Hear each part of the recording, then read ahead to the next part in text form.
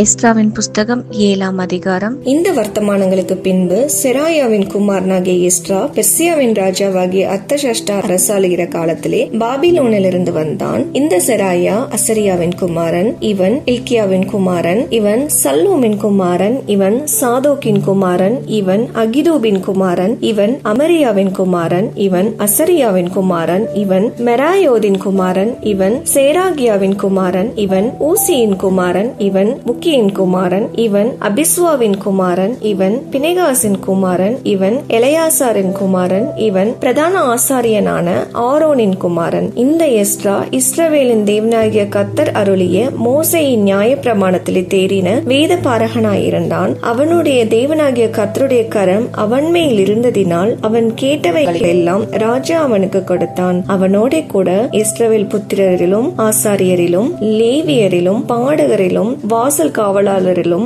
நிதனிமியரிலும் சிலர் அர்தஷஷ்டா ராஜாவின் 7ஆம் வருஷத்திலே எருசலேமுக்கு போனார்கள். 5ஆம் மாதத்தில் அவன் எருசலேமுக்கு வந்தான். அது அந்த ராஜாவின் 7ஆம் வருஷமானது. 1ஆம் மாதம் 1 தேதியிலே அவன் பாபிலோனிலிருந்து பிரயாணமாக புறப்பட்டு 5ஆம் மாதம் 1 தேதியிலே தன் தேவனுடைய தயவுள்ள கரம் தன்மேல் இருந்ததினால் எருசலேமுக்கு வந்தான். கர்த்தருடைய வேதத்தை ஆராயவும் அதன்படி செய்யவும் இஸ்ரவேலிலே கட்டளைகளையும் நீதி நியாயங்களையும் உபதேசிக்கவும் எஸ்ரா தன் இருதயத்தை பக்குவப்படுத்தியிருந்தான். கர்த்தருடைய கற்பனைகளின் வார்த்தைகளிலும் அவர் இஸ்ரவேலுக்கு கொடுத்த கட்டளைகளிலும் படித்து தேறின வேத பாரகனாகிய எஸ்ரா என்னும் ஆசாரியனுக்கு ராஜாவாகிய அர்தஷஷ்டா கொடுத்த சன்னதின் நகலாவது, ராஜாதி ராஜாவாகிய அர்தஷஷ்டா பரலோகத்தின் தேவனுடைய நியாய பிரமாணத்தை போதிக்கிற உத்தம வேத பாரகனாகிய எஸ்ரா என்னும் ஆசாரியனுக்கு பூரண சமாதானம் உண்டாக வாழ்த்தி எழுதுகிறது என்னவென்றால், நம்முடைய ராஜ்யத்தில் இருக்கிற இஸ்ரவேல் ஜனத்திலும் அதன் ஆசாரியரிலும் லேவியரிலும் உன்னோட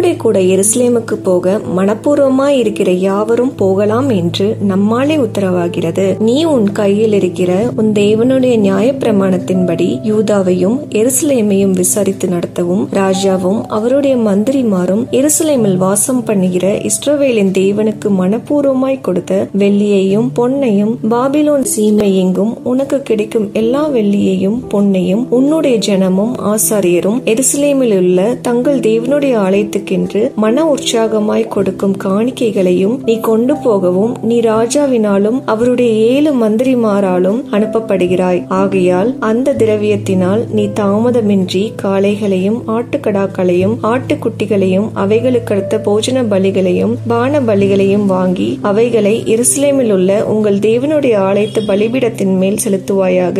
மீதியான வெள்ளியையும் பொன்னையும் கொண்டு செய்ய வேண்டியது என்னதென்று உனக்கும் உன் சகோதரருக்கும் நலமாய் தோன்றுகிறபடி அதை உங்கள் தேவனுடைய சித்தத்தின்படியே செய்யுங்கள். உன் தேவனுடைய ஆலயத்தின் ஆராதனைக்காக உனக்கு கொடுக்கப்பட்ட பனிமுட்டுகளையும் நீ எருசலேமின் தேவனுடைய சன்னதியில் ஒப்புவிக்க கடவாய். பின்னும் உன் தேவனுடைய ஆலயத்துக்கு அவசியமாய் கொடுக்க வேண்டியிருப்பதை நீ ராஜாவின் கஜானாவிலிருந்து வாங்கி கொடுப்பாயாக.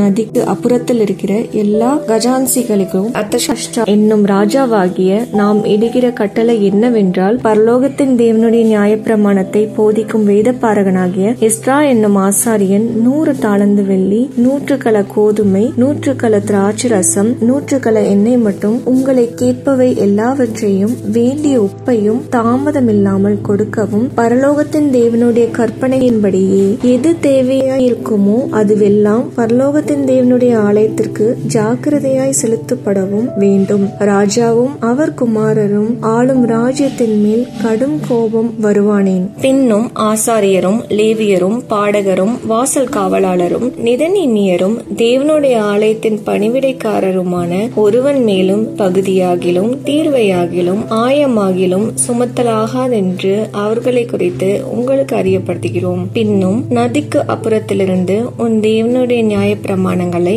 அறிந்த சகல ஜனங்களையும் நியாயம் விசாரிக்கத்தக்க துரைகளையும் நியாயாதிபதிகளையும் எஸ்ராவாகிய நீ உன்னில் உள்ள உன் தேவனுடைய ஞானத்தின்படியே ஏற்படுத்துவாயாக.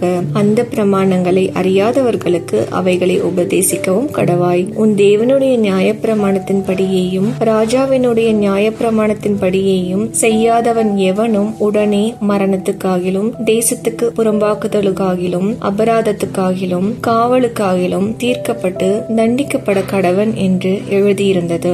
எருசலேமில் உள்ள கர்த்தருடைய ஆலயத்தை அலங்கரிக்க இப்படிப்பட்ட சொல்லப்பட்ட யோசனையை ராஜாவின் இருதயத்தில் அருளி ராஜாவுக்கும் அவருடைய மந்திரிமார்களுக்கும் ராஜாவின் கைக்குள்ளான பலத்த எல்லா மகா பிரபுக்களுக்கும் முன்பாக எனக்கு தயவு கிடைக்க பண்ணின எங்கள் பிதாக்களின் தேவனாகிய கர்த்தருக்கு ஸ்தோத்திரம். அப்படியே என் தேவனாகிய கர்த்தருடைய கரம் என்மேல் இருந்ததினால் நான் திடன் கொண்டு இஸ்ரவேலில் சில தலைவரை என்னோட கூட வரும்படி சேர்த்து கொண்டேன் என்பதே. ஆமீன்.